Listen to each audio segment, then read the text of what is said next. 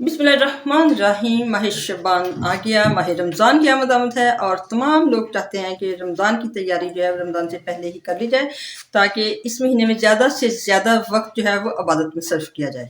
लिहाजा कुछ ऐसी डिशेस जो डेली बेसिस पे बनानी पड़ती हैं और काम जो है उनकी तैयारी जो है पहले से ही कर ली जाती है। तो इसी सिलसिले में मैं आज आपको पकौड़ियों की, जिन्हें फुल्कियाँ भी कहते हैं, कोई पकौड़ियाँ कहते हैं, उसकी जो है आपको ऐसी रेसिपी बताऊँगी कि जिसको आप बनाकर 2 महीने तक स्टोर कर सकते हैं।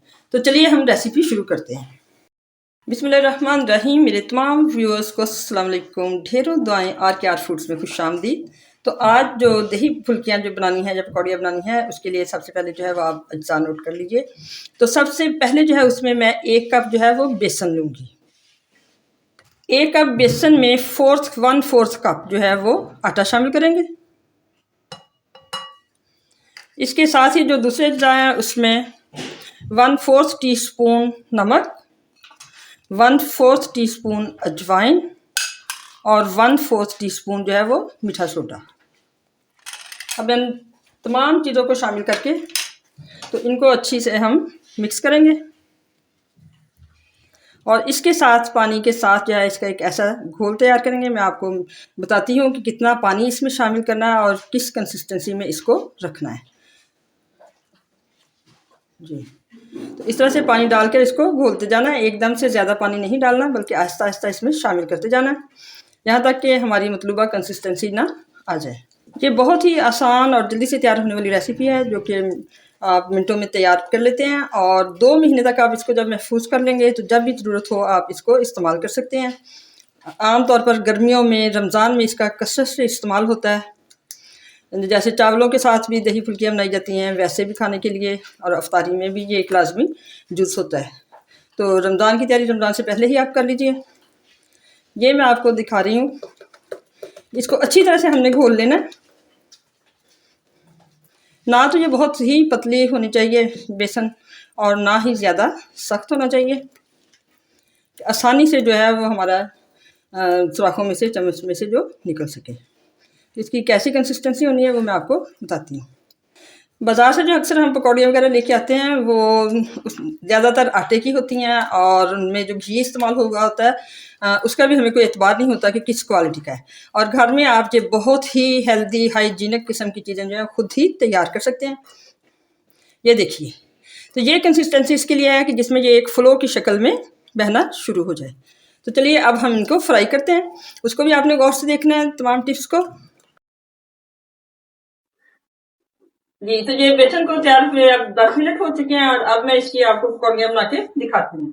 तो इस तरह से कोई भी घर का जो चम्मच है, सुराखों वाला, गोल हो या लंबा, वो आपने ले लेना और जैसे ही घी गर्म हो जाए तो उसमें मैं आपको बताती हूँ किस तरह से डालते जाना।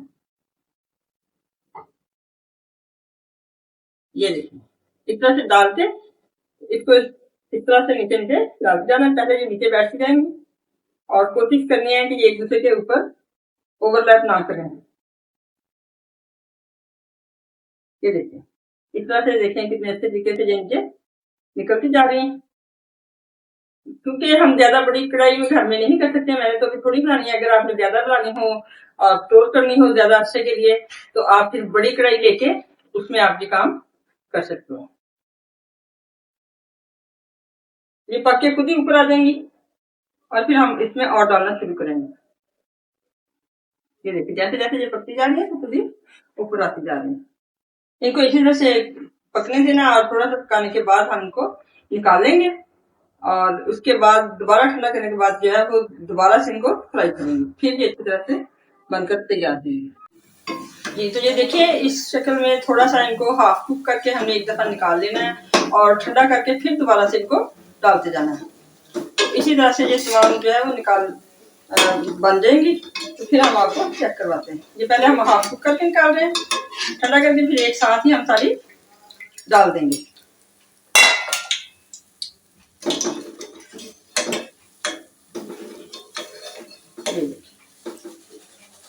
ये इस तरह से सारी हाफ कुक निकाल के दोबारा से इनको ठंडा करके डालेंगे।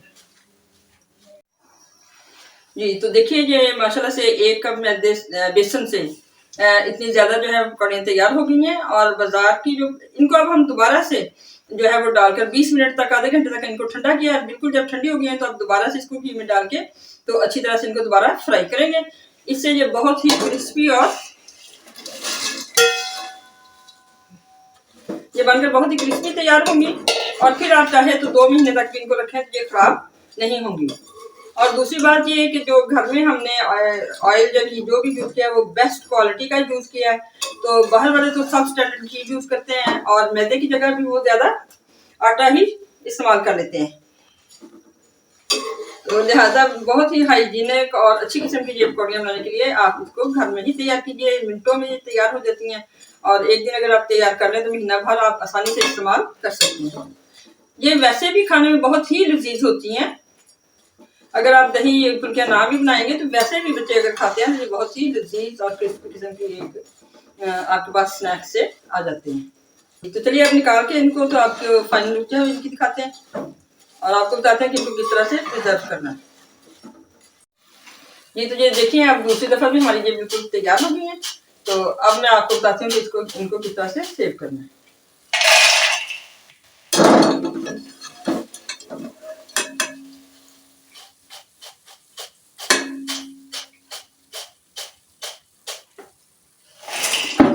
जी तो देखिए ये दूसरी दफ़ा फ्राई करने के बाद इनमें से बिल्कुल नमी वगैरह खुश्क हो गई और बिल्कुल ये क्रिस्पी हो गया। आप साउंड से चेक कर सकते हैं।